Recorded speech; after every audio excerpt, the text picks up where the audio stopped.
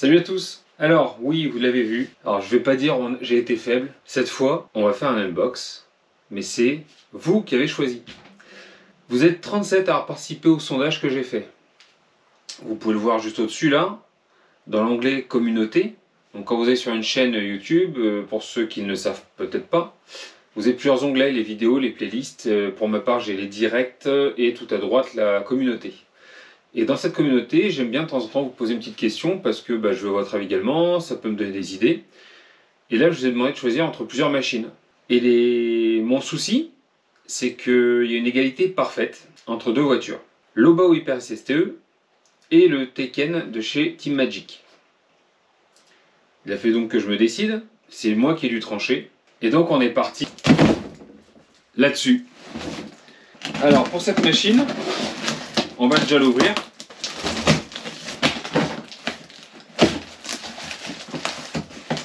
Voyons voir ce qu'on a là-dedans. Une boîte vide. Ça commence mal. Comme vous vous en doutez, si je l'ai acheté, là ça a l'air d'être de l'occasion. C'est pas le Team Magic Taycan. C'est l'Obao Hyper SSTE. Pourquoi? Tout simplement parce que je suis tombé sur une annonce sur Le Bon Coin. Le vendeur était RGJ26. J'espère que je ne me trompe pas dans le pseudo YouTube. Dans le pseudo Le Bon Coin. Et cette personne est également membre d'un groupe de bâcheurs dans la Drôme qui roulent ensemble et ils ont même roulé avec RC Caravan. J'ai regardé un petit peu les vidéos de leur chaîne, vous pourrez aller voir d'ailleurs. Cette personne, on a eu un petit souci avec Shop to Shop. J'étais un peu inquiet, je me suis fait arnaquer. En gros, il m'a envoyé le colis dans son point relais et le lendemain, ça me marque que le colis est arrivé au même point relais qu'il l'a déposé, ou lui l'avait déposé. Donc là, j'ai dit ça sent l'embrouille. Et en fait, c'est juste que la personne, quand il a scanné le colis, il a marqué en tant qu'arrivée, non pas en tant que départ. Le vendeur RGJ26, je sais même pas ton prénom. D'ailleurs, il suit la chaîne maintenant. Il m'a très gentiment assuré un suivi du colis. Donc pour ça, je le remercie. Allez, trêve de discussion. Déjà, les roues elles sont en super état. On va regarder ça après. Et on sort la bête. Celle-là, il avait écrit qu'elle était bien abîmée. Et celle-là, comme quoi elle était neuve. Alors, est-ce qu'on a un petit peu de pièces comme de rechange ou pas? Ouais, il y avait des cartes en CVD. Un jeu de cartes en CVD. Et ça, c'est quoi? On va regarder, mais je crois qu'il n'y a rien dedans. Non, il n'y a rien dedans. Un récepteur Turbo Racing. Ah, ça a été un peu ta poubelle, en fait, là. Il m'a envoyé plein de trucs. Alors, je vérifie avant, mais... Parce que ça protège rien, hein. Tu m'as mis tous tes colis AliExpress là. Bon, allez. Obao Hyper SSTE. Donc ouais, je voulais varier un petit peu les plaisirs après quelques tests buggy. On a quand même testé pas mal.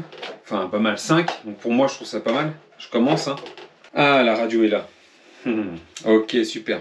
Donc on a une petite radio supplémentaire. Donc ça c'est super parce qu'au départ c'était pas compris dans le prix, puis il me l'a fourni avec en plus, donc c'est super sympa. Et en plus, ouais, j'ai pas précisé, RGJ26, je l'ai contacté d'abord par message pour lui demander si tout était ok sur la machine, qu'il n'y avait pas de problème.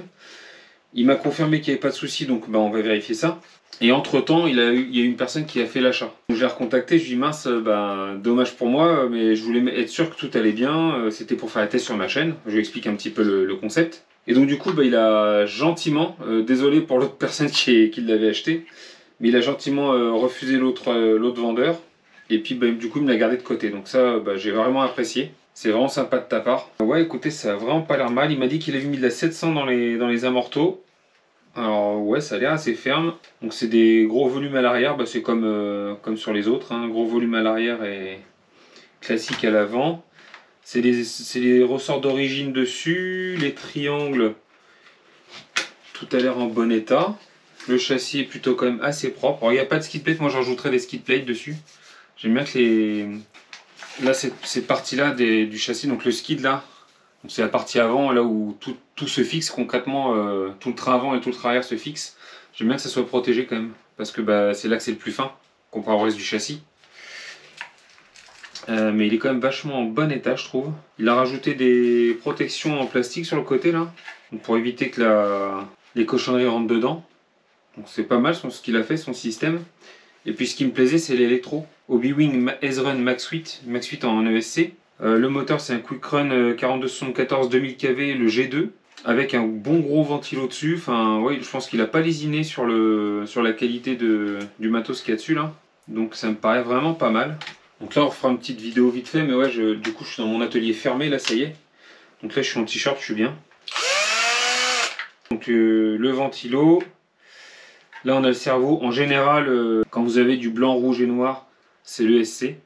Et quand vous avez des couleurs marron, rouge, jaune, en général c'est le cerveau. Bien souvent c'est comme ça. Moi mon petit souci c'est de l'XT90. Je n'utilise pas l'XT90 plutôt. Et par contre là le câble est hyper court de ce côté là, donc il va falloir que je le dessoude correctement. C'est vachement court ton câble là. Ce que je vais faire c'est que je vais faire un pont pour rouler en... Est-ce que je vais faire un pont pour rouler en 2x3S? En majorité de... Non, je vais en souder qu'une. Je pense que je vais en souder qu'une. Franchement c'est propre ce qu'il a fait. Elle est bien nettoyée, elle est nickel. Alors ouais, ce qui me plaît là sur la machine tout de suite, c'est qu'il a mis, ça je pense que c'est du montage maison ça. Les renforts de tourelle, renforts en alu là, je pense qu'il les a fait lui-même. Non, c'est pas des pièces, c'est de la fabrication maison ça. Là cette partie là. Donc du coup ça renforce bien le châssis ces parties là. Alors c'est de la bidouille pour ces parties là, mais ben voilà, il s'est bien débrouillé je trouve. Moi je suis pas un pro hein, mais je trouve que ça va faire le taf. Alors bon, le support là de diff en haut est quand même bien bouffé, il est bien abîmé. Mon deuxième truggy, pour rappel, moi j'ai eu un HB Racing E8T, donc je suis curieux de voir ce que celui-là va donner. Et du coup ouais, bah, je suis tombé sur cette bonne occasion sur le bon coin. Parce que moi j'estime être une bonne occasion avec ce qu'il y a dessus. Du coup bah, j'ai pas trop hésité longtemps en fait. Alors ça m'ennuie parce que j'aurais bien aimé suivre les avis, enfin la majorité, mais c'était partagé. Je peux pas me permettre de prendre deux machines d'un coup quand même. Faut peut-être pas abuser. Donc on verra, mais par la suite du coup je prendrai le Team Magic. Je prendrai le Team Magic pour le tester, on verra ensemble. Du coup je pense que je le prendrai chez Hervé parce que à ma connaissance le Team Magic c'est le... J'ai vu que lui le vendre en France. Alors si je me trompe, dites-le moi, hein, c'est pas... Je lui fais pas plus de pub qu'à un autre, c'est que... Moi c'est une boutique qui est pas très loin de chez moi. Hervé, bah, il fait des prix quand même assez sympas.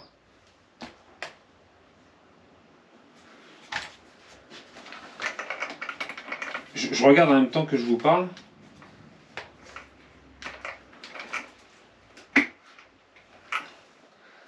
Ça fait peut-être gros ces pneus sur le... Ça fait peut-être un peu gros. Parce que bon, enfin, faire du bash avec une machine comme ça, c'est quand même pas vraiment fait pour, à mon avis, faire des saltos, etc. Et on pourrait essayer hein, pour mettre un peu à l'épreuve la machine, pour voir un peu ce que ça donne.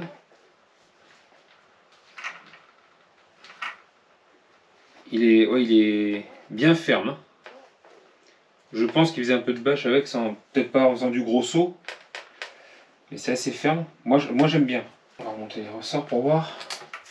Le but sur le circuit, c'est que le truggy soit quand même assez bas.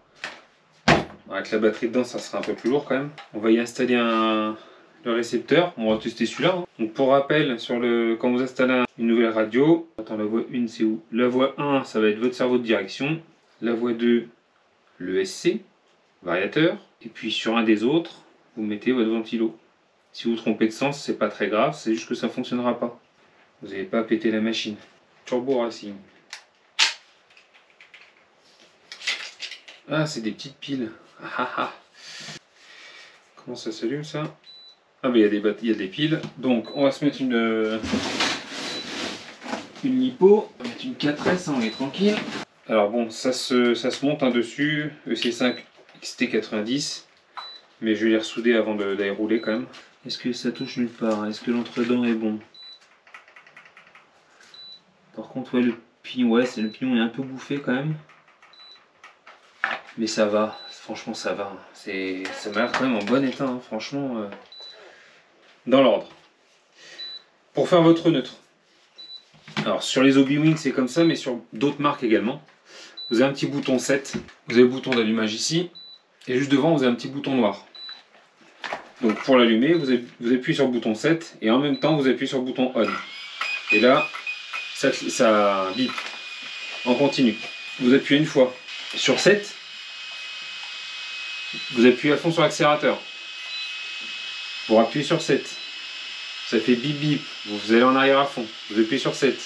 Vous relâchez et là il le fait tout seul. 3 bips, terminé.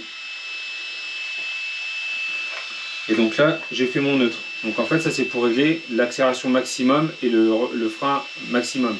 Ou la marche arrière maximum. Parce que si vous ne le faites pas, vous risquez d'appuyer d'1 millimètre et d'avoir 100% la puissance aux roues.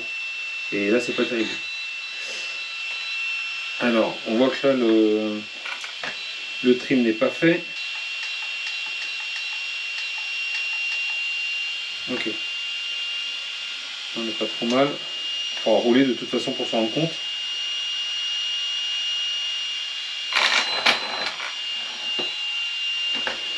Ok.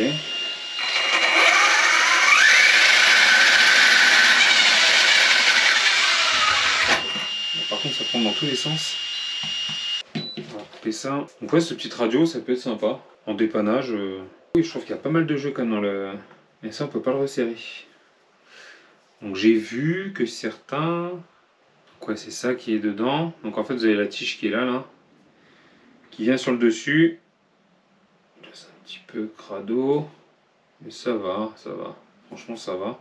Il avait déjà rajouté une petite rondelle en plus. Donc il y a déjà une rondelle, mais putain, ça vibre vachement, je trouve. Pourtant, il y a quand même du jeu. Hein. Ça flotte pas mal. Je trouve que ça se balade quand même pas mal. Hop, ça s'est resserré. Cette partie-là bouge un peu. Pourtant, le cardan m'a pas l'air voilé. Les noix sont en super état, les sorties de diff là. Donc c'est des cardans CVD hein, sur cette machine. Les cardans CVD, je pars du principe que ça intéresse certains, donc je préfère prendre le temps. Je préfère prendre le temps d'expliquer. Puis si vous connaissez déjà, rien ne vous empêche d'accélérer la vidéo. Ou de regarder et puis vérifier que je dis pas des grosses boulettes. En fait, un cardan classique, c'est comme ça. Donc là, vous avez un pin de ce côté-là et puis un pin de l'autre côté. Et ça rentre dans des noix. Donc là, hop, on les voit à l'arrière là. Je vous l'entourerai. Voilà. Vous avez les noix. Donc ça rentre dedans le cardan.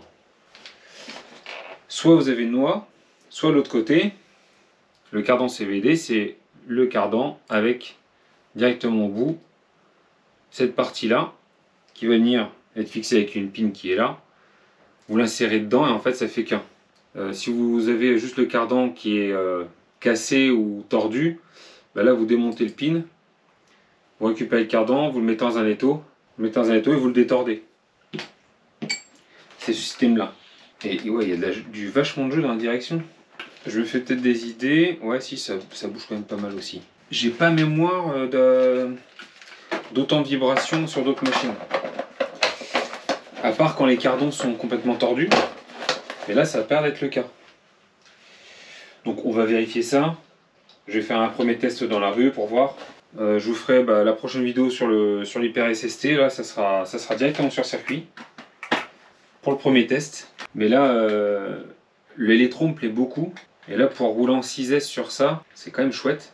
Même si au final, sur ce type de machine, on le voit avec mon Obao VSE2, à 80, un bon 80% du temps, je le roule en 4S. Parce que 6S sur un buggy ou même sur un truggy, c'est à part sur un truc comme ça, qui est vraiment destiné aux bâches, à faire des sauts, etc. Enfin, c'est vraiment costaud comme type de machine. Ouais, ces pneus-là, ils iraient peut-être bien aussi dessus. Ouais, ils iraient bien dessus, les Louise aussi. Niveau gabarit, il me paraît assez balèze quand même, hein, le Obao. On va mettre la jolie carreau pour voir. Je ne l'ai même pas montré. Elle est sympa, avec le petit damier. Ce que j'aime avec la carreau, c'est que ça protège les tourelles. Elle protège les tourelles, là. Ça, c'est sympa. Il est massif, hein.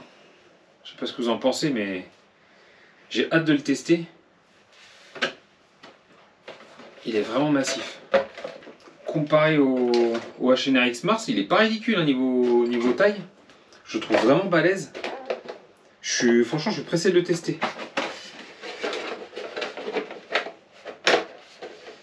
Par contre, là, la tourelle est un peu plus exposée, mais bon. Franchement, ça n'a vraiment pas l'air mal. Ça me paraît comme vachement ferme au niveau des huiles. 700, c'est ce que j'ai sur mon X-Max en indice d'huile. Et là, ouais, ça me paraît quand même vachement dur. Et quand je relâche un petit peu les ressorts sont pas assez rigides. Donc je pense que je vais passer sur des ressorts orange ou des ressorts un peu plus fermes. J'ai vu que sur le VSE2 par exemple, à l'avant j'ai mis des ressorts orange pour affermir un petit peu, avoir un meilleur retour de la suspension. Et à l'arrière, je vais chercher des ressorts orange, mais les boutiques sur lesquelles j'achète habituellement n'en avaient pas ou étaient en rupture. Du coup, je suis passé sur des ressorts que j'ai achetés chez Action Modélisme. Pour l'arrière, j'ai testé ces ressorts là. Je crois que c'est des cacapites. J'aurais dû garder le sachet avec le repère rouge dessus. Et ils font vachement bien dessus. Il y a un bon retour. Il y a un bon retour des ressorts. C'est pas trop ferme, c'est pas trop mou, c'est mieux que d'origine. Je les trouve vachement bien. Et niveau prix, c'était équivalent ou peut-être même un peu moins cher. Bon, après, on parle de. Pour les ressorts, on parle de 8 euros. 8 euros le jeu de roulement, de ressorts. Donc bon. C'est pas ce qu'il y a de plus cher les ressorts sur la RC. Mais là, ceux-là, ouais. Alors j'ai retardé un peu les ressorts là parce que dès qu'on relâche, après, en fait, il reste en position un peu basse. Et le nez est plus haut que l'arrière. Donc ouais, il a fait des petites adaptations pour la carreau. Il a mis une petite cale là, en plastique avec de la mousse dessus pour protéger les carreaux. Franchement, je prends les idées. Il y a des petites choses simples à faire. Ouais, c'est ça, c'est un bout de Lexan qu'il a mis avec une petite mousse dessus. C'est tout bête, hein. Mais ça protège la carreau plutôt que de mettre la carrosserie directement sur les clips de carrosserie là. Bah, c'est malin. Je prends les petites idées à droite à gauche, puis bah, je m'en sers petit à petit. Les roues elles sont nickel. Franchement, je vais aller le tester dans la rue, je vais pas vous le filmer parce qu'il fait nuit. Mais la prochaine fois on va se retrouver, ça sera sur le circuit. Je vais le tester comme ça, je vais le tester en 700. Et je pense que dans la foulée, je suis quasi persuadé qu'il faudra assouplir un peu le... Parce que lui, il devait faire du bash avec. Hein. Il devait faire si tu passes sur la vidéo, je pense que tu vas passer. Dis-moi si tu faisais du bash avec, parce que je vois que tu as mis des renforts au centre là, fait maison. Et là, vu la tronche de la suspension, je pense que tu faisais du bash avec. Je dis pas que tu t'as fait n'importe quoi, hein. C'est le bash, moi j'ai rien contre le bash, j'en fais aussi. C'est une bonne éclate. À part ça, les pièces sont super états, hein. Franchement, je suis vraiment content d'être tombé sur un vendeur aussi sérieux. Les huiles, vous voyez, elles sont hyper souples par contre. Parce que là, le sang bouge. Le sang bouge.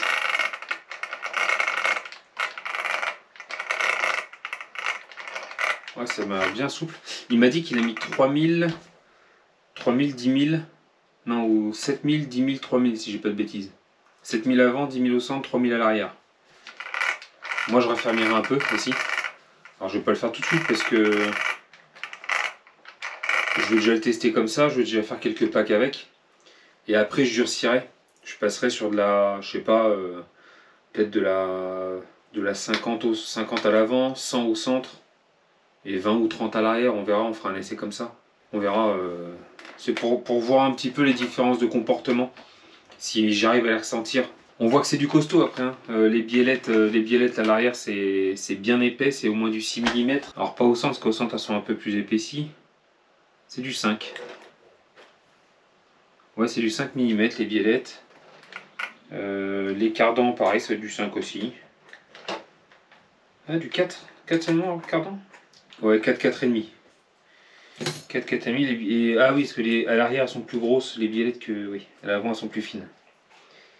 À l'avant c'est du 4 aussi. Mais après la construction me plaît bien. Il n'y a pas forcément énormément de possibilités de réglage. On a une possibilité là. Les amortos ils sont mis au plus resserré et au plus haut là. On pourrait les allonger un peu plus. Bon, je vais tester comme elle est là. Voir comment lui la roulait. De toute façon je fais pas énormément de réglages sur mes machines. Pour vous passer un petit peu, avant je faisais de la piste moto, j'en ai fait 5-6 ans. J'étais loin d'être un champion, hein. J'en faisais en loisir. Et en fait mes motos, je faisais très peu de réglages dessus. Je m'efforçais de m'habituer à la moto, plutôt que d'essayer de faire l'inverse, d'adapter la moto à mon pilotage. J'aime bien essayer justement d'essayer de m'adapter à la machine. Et en RC, je fais un peu pareil. Si ce n'est juste pour les diffs et puis pour les huiles d'amortisseur, où là j'essaie d'avoir un ressenti. L'amortissement, là j'essaie d'avoir un peu de souplesse, mais un bon retour également. J'aime pas quand la machine reste, une fois qu'elle a atterri, qu'elle reste collée au sol, que le nez est en bas et puis qu'il n'y ait pas de retour. J'aime bien quand elle se redresse un peu. C'est un goût c'est mon goût. Voilà, donc là on va pouvoir les voir face à face un petit peu. Le X-Mars et puis le Obao Hyper SSTE. Et on va voir que ça donne cette machine sur piste là. Et vous voyez la hauteur de la caisse, elle est vachement haute hein, comparée au X-Mars. Là elle est un peu haute. L'huile est trop ferme. C'est vraiment ferme au niveau de l'huile. J'ai fait un premier test comme ça. Et puis je pense que dans la foulée, je baisserai un petit peu l'huile. On est à 700 il m'a dit, donc je pense que je passerai de la 500 à l'avant. Comme je fais en fait sur pas mal de machines, je fais 500-400 en général, ça me plaît bien. Avec des ressorts un peu plus fermes. Jusque là j'aime bien, mais j'essaie de tester de nouvelles choses pour voir un petit peu ce que ça donne. Voilà, ça j'aime bien ça. Ça c'est d'origine, hein. Sur le X-Mars j'ai rien changé. En fait quand on accélère, il se déleste de l'avant. Là il n'y a pas besoin, il est déjà délesté là. Il n'y a quasiment rien. C'est une pierre, franchement c'est trop rigide. Et justement, mon erreur sur le VSE2, c'est que j'avais mis trop ferme. Et au premier test sur circuit et après les huiles fermes, j'avais cassé. Donc j'aimerais bien éviter de faire ça avec celle-là. Elle est pas neuve, mais franchement, elle est en bon état. J'adore la gueule qu'elle a. La grosse carreau avec les petites oreilles là derrière. Autant j'aime beaucoup l'Hyper10 TT pour sa bonne petite bouille là, celle-là. On peut les mettre côte à côte. Voilà, un dixième, un huitième. On peut comparer plein de machines, c'est sympa. Là, on a l'Hyper10 TT sur l'Obao Hyper SSTE en un huitième. Donc, elle n'est pas encore révisée, l'Hyper10 TT, elle est pas encore vendue, parce que, évidemment, vous voyez la vidéo, la Dunbox, que j'ai pas encore mis en vente celle-là, sauf qu'elle est déjà tournée, la vidéo de mise en vente. Celle-là, on va la prêter à RC en PLS. Et puis, moi, je testerai celle-là en même temps. Ça va être chouette. Ah, les huiles sont hyper souples. Hein. On le sent direct là. Voilà. Donc voilà, c'était le petit gros plan, le petit comparo de taille entre les machines. Parce que c'est vrai que c'est pas toujours évident en vidéo de se rendre compte. Mais l'Hyper10 TT, vous voyez, c'est tout léger quoi. Ça se tient à une main. On tient le châssis à une main. Ça, c'est déjà un peu plus lourd. Là, on a déjà une petite bestiole dans la main. Là. Ça commence à peser. On doit être aux alentours des 4,9 kg ou 5 kg, je ne sais plus exactement, j'avais regardé les spécifications. Et ils sont tous les deux en 6 as. Donc j'ai emmené les deux sur le circuit. Et puis je vais tester les deux, on verra un petit peu la différence de ressenti. Et ce qui m'intéresse surtout, c'est de voir par rapport à la direction. La direction, si elle est meilleure sur le Hyper SSTE que sur le X-Mars. Parce que comme j'ai déjà dit, moi le défaut que je vois au X-Mars, c'est si on veut faire un peu de piste. On peut tout faire avec cette machine. Franchement, j'en suis vraiment content. Je le dis à chaque fois, mais c'est pas pour faire de la pub à Action Modélisme. Mais cette machine, moi, je suis assez fan. Et du coup, j'aimerais juste voir si la petite difficulté qu'on a à prendre des virages serrés, à prendre des beaux virages serrés, va être gommée avec celui-là. Je suis curieux de voir un petit peu ce que ça va donner. Et ouais, je voulais rajouter un petit truc. Pourquoi je prends encore une machine d'occasion? J'enfonce une porte ouverte, mais je préfère leur dire. Mon but sur la chaîne, là, c'est surtout depuis que j'ai créé la chaîne, en fait, c'est de tester plein de machines. J'en avais envie, mais là, vu que j'ai la chaîne, du coup, maintenant, je vais essayer de tester un maximum de machines. Et forcément, qui dit tester beaucoup de machines, c'est un budget. Je trouve que j'en ai déjà testé pas mal pour quelqu'un qui fait ça depuis même pas un an. Et j'aimerais continuer. Donc quand j'achète des machines que je trouve moi à prix intéressant, du coup je les revends à peu près dans les mêmes prix. Ce qui me permet de perdre peu d'argent au final dessus, à part si je casse et puis je dois racheter des pièces, mais bon ça c'est le jeu. J'aurais fait comme sur mes machines que je garde.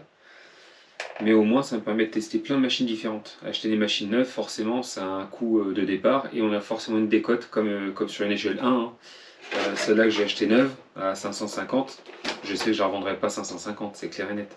Même si la carreau est neuve et que j'ai apporté des améliorations dessus pour la fiabiliser. Ou quasiment rien, hein, mais j'ai apporté quelques petites choses. Et ben je sais que je perdrai de l'argent dessus. Celle-là, je vais perdre très peu au final. Si je la revends le même prix, bah, ça sera top. Si je la revends un peu plus cher, tant mieux, ça me permettra de racheter des choses, mais je ne pense pas que je la vendrai plus cher. Donc voilà. Sur ce, ciao. Je reviens du petit essai devant chez moi. Et vous voyez, je suis passé sur les roues que j'avais, les sismiques, que j'avais depuis le début. Je ne les avais pas reroulées depuis ma première machine. Donc à fond l'affaire. Pourquoi? Donc j'ai deux choses. Déjà, il y avait un petit... Alors je pense que c'est quand il a fait le nettoyage. Donc je te jette pas la pierre, RGJ26. Au niveau de la vis, là, bon, celle-ci était au premier cran. Au niveau du réglage du train avant et l'autre au deuxième. Bon, ça c'est rien, j'ai juste rattrapé ça. Et puis, il y avait toujours cette vibration au niveau des roues là. Au niveau juste de la roue avant gauche. Pourtant le cardan n'est pas tordu. Alors j'ai remis comme une rondelle au niveau du porte-fusée. Là comme ça le jeu est quand même bien diminué. Oui, il y a toutes les rondelles que j'ai là. Bref. J'ai constaté une différence de poids à la main. Entre deux roues. En sous-pesant à la main là, je me suis dit, c'est bizarre, je trouve qu'il y a une petite différence de poids. Et en tâtonnant la bande de roulement là, il y a un endroit, je ne sais plus sur laquelle c'est. Là, ici, vous voyez, il y a un creux là. Donc je pense que la mousse à l'intérieur, elle est décollée. Et donc du coup, quand on accélère, bah, c'est ça. En fait, la mousse qui se bat dedans et du coup qui vibre. Et en plus, quand je les pèse, je me retrouve avec une différence de poids notoire. Là, j'ai 286, 291, donc ces deux-là, bah, c'est à peu près ce que je ressentais. Par contre, celle-là, 220, on a 60 grammes de moins. Et là, 220. Donc celles-là sont équilibrées et ces deux-là sont équilibrées. Mais rouler avec des roues plus lourdes à l'avant qu'à l'arrière ou inversement, bah, c'est pas bon pour la transmission ça. Et en plus, la bande de roulement, enfin pas la bande de roulement, mais la mousse qui est à l'intérieur qui est décollée, ça c'est pas bon et du coup ça fait vibrer le cardan, ça joue sur le différentiel, enfin c'est pas bon quoi. Ouais, on met le doigt dedans là. Et je touche la jante là.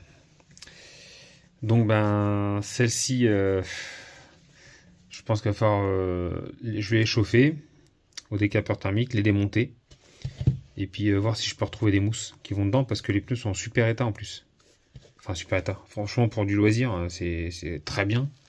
Ça ferait bien l'affaire, ils sont même en meilleur état que ceux que moi j'ai. Donc je vais essayer de la récupérer quand même. Donc là on arrête là. Cette fois-ci c'est ok. Là j'ai retesté, ça tombe bien nickel. Je vais vous remontrer.